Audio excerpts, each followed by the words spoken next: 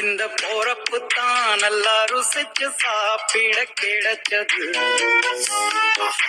அத நினைச்சுதான் மனோ உலகம் முழுவதும் பருக்குது.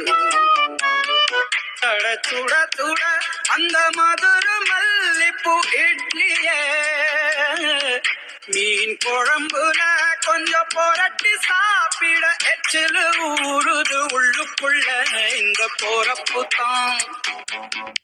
இந்த போறப்பு தான் நல்லா ருசிச்சு சாப்பிட கிடைச்சது. அத நினைச்சுதான் மனோ உலகம் முழுவதும் பருக்குது.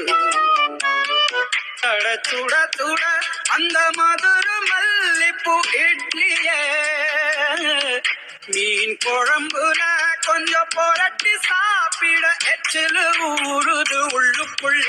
இந்த போறப்பு தான்